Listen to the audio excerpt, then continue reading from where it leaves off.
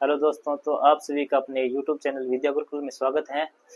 तो आप जल्दी से जल्दी इस क्लास को हर जगह शेयर कर दो कि और भाई भी जुड़ जाए। तो अपना पहला क्वेश्चन क्या आज की क्लास का, 3600 मीटर लंबे ट्रैक के एक अनुदिश एक वर्ताकार दौड़ है और एक्स और वाई क्रमश 27 किलोमीटर प्रति घंटा और 45 किलोमीटर प्रति घंटा की दौड़ से दौड़ती हैं। तो मान लीजिए कि वह एक ही समय में और एक ही दिशा में चलना शुरू करते हैं, तो वह फिर से शुरुआती बिंदु पर कब मिलेंगे।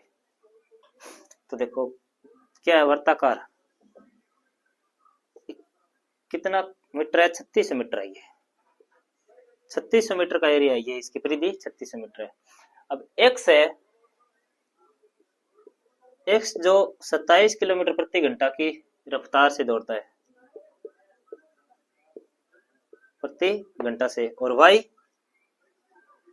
वाई दौड़ता है 45 किलोमीटर प्रति घंटा की रफ्तार से।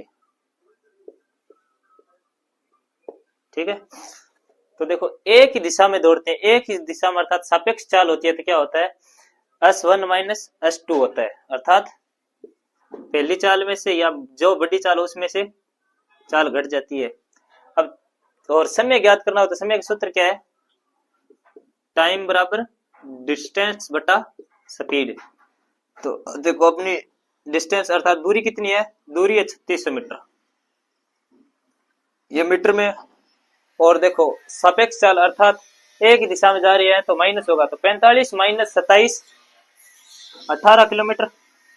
सापेक्ष चाल 18 किलोमीटर में, ये मीटर में, किलोमीटर को मीटर में चेंज करने के लिए क्या होगा, 5/18 से गुणा। 18 से 18 कैंसिल, 5 से काटो 7 5 35 बचा 1 5 दूनी 10, तो 720 सेकंड। अर्थात वो दोनों उसी बिंदु पर कब मिलेंगे, 720 सेकंड के बाद। ठीक है, अगर समझ में ना आए तो कमेंट में। हाँ, तो अपना अगला क्वेश्चन क्या है कि एक वस्तु को इस शर्त पर बेचा जाता है अर्थात खरीदा जाता है कि 3993 रुपए की 3 समान किस्तों का 10% चक्रवृद्धि ब्याज की दर से भुगतान करना है। तो उस वस्तु का कीमत क्या है, वस्तु की कीमत क्या है, देखो किस्त से भुगतान करना है 3993 की, और क्या है 10% वार्षिक दर से, अर्थात 10% का भिन्न क्या है, पहले देखो 10% बराबर हुआ 1/10, अर्थात 1 प्लस भिन्न। कोई वस्तु कितने रुपए की थी पहले, 10 की, तो अब बेच कितने में रही है, 11 में। ठीक है, ये मूलधन होता है वैसे मानो तो, प्रिंसिपल, और ये किस्त।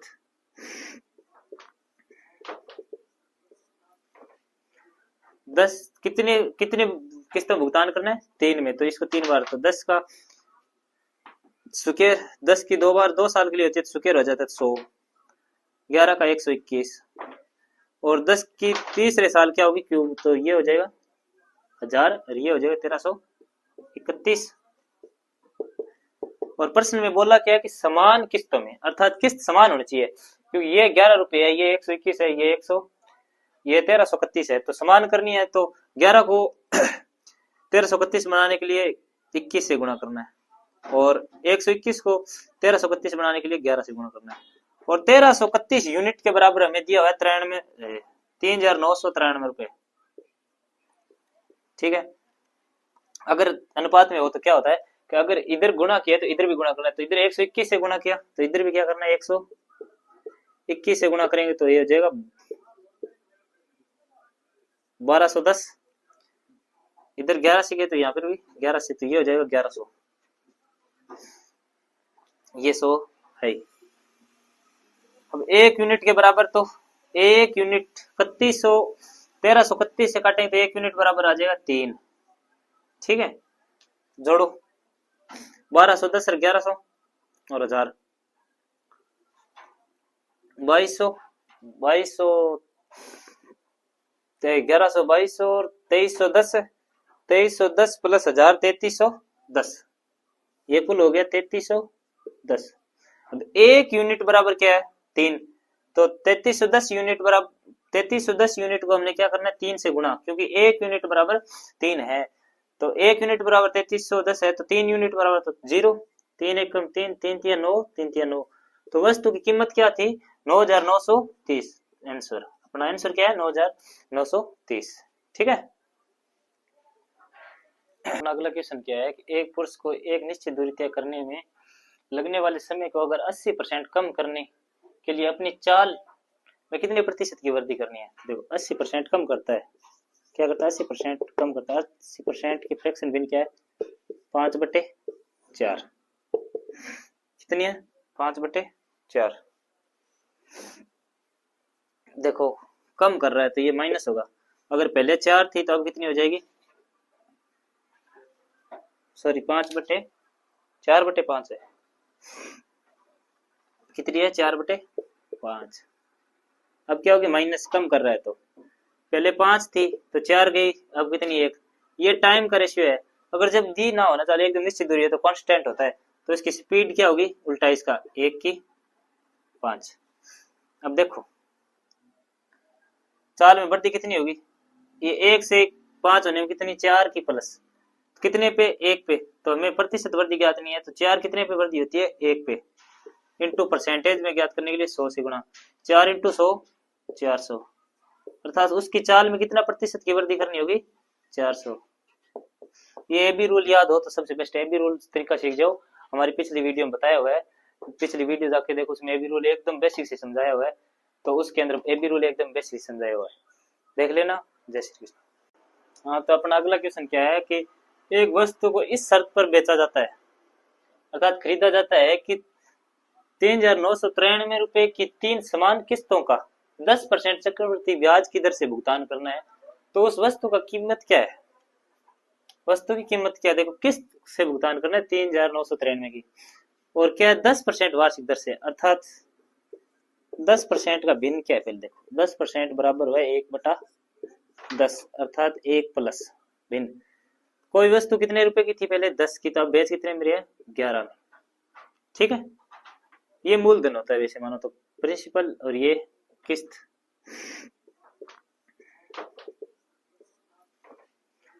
दस कितने कितने किस्तों भुगतान करना है 3 में, तो इसको 3 बार, तो 10 का स्क्वायर 10 की 2 बार 2 साल के लिए होती है तो स्क्वायर हो जाता है 100, 11 का 121, और 10 की तीसरे साल क्या होगी क्यूब, तो ये हो जाएगा 1000 और ये हो जाएगा 1331।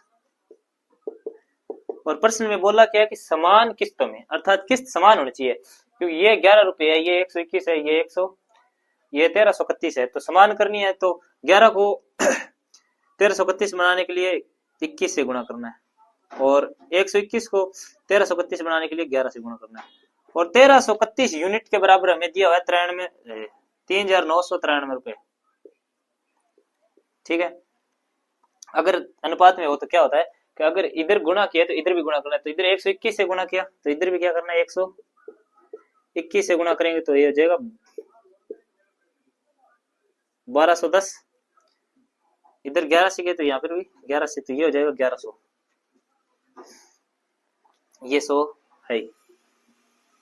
अब 1 यूनिट के बराबर, तो 1 यूनिट 3100 1331 से काटेंगे तो 1 यूनिट बराबर आ जाएगा 3, ठीक है। जोड़ो 1210 और 1100 और 1000, 2200 2200 1100 2200 और 2310 2310 प्लस 1000 3310, ये कुल हो गया 3310।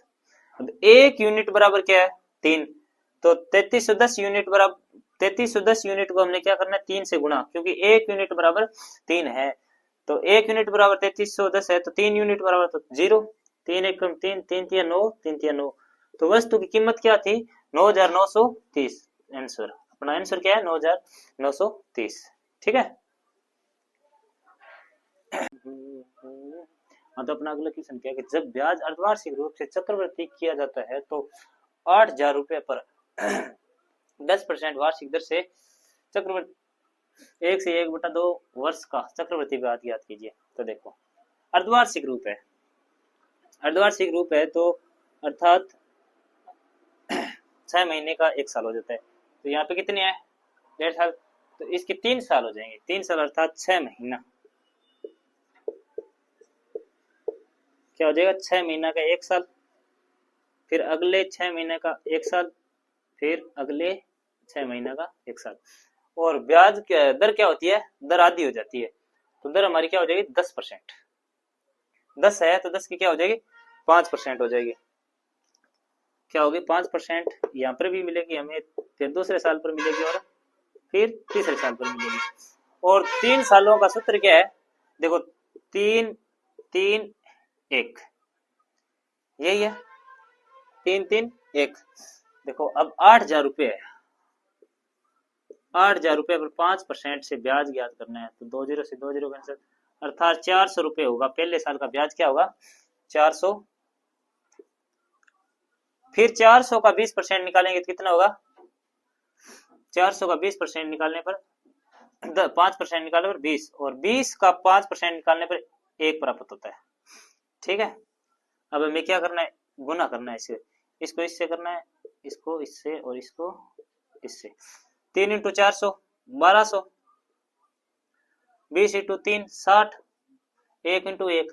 तो ये प्राप्त क्या हुआ हमें, ये कुल क्या हुआ, कुल ब्याज प्राप्त हुआ है 1260, और प्लस 1 कितना हो गया, ब्याज कितना प्राप्त हुआ हमें, कंपाउंड इंटरेस्ट 1261 रुपए ब्याज प्राप्त हुआ। सबसे आसान मेथड है ये। ठीक है, अब आपको कुछ थोड़े से और बता देता हूं कि जिस प्रकार हमें ये 2-3 साल का है, तो 4 साल का 5 साल का कैसे निकालते हैं इसके बारे में। देखो 2 वर्ष के लिए, 2 वर्ष के लिए क्या है 2:1, और 3 वर्ष के लिए क्या है, तो 2 के बाद में क्या था 3, फिर क्या करना है इनका जोड़ना, 2 और 1 3, उसके बाद में 1। 4 वर्ष के लिए 3 के बाद में 4, ये सेम हो गया। फिर 3 और 3 6, फिर 3 और 1 4, उसके बाद में 1। 5 वर्ष के लिए क्या है, देखो 4 के बाद में 5 आता है, फिर 4 और 6 10, 4 और 6 10, फिर 4 और 1 5, और उसके बाद में 1। ये एक सबसे आसान मेथड है, बस याद होना चाहिए आपको, इस तरीके से निकाल लेते हैं। तो ठीक है, आज की क्लास को हम यहीं पे समाप्त करते हैं और फिर से अगली क्लास में आएंगे। जय हिंद दोस्तों।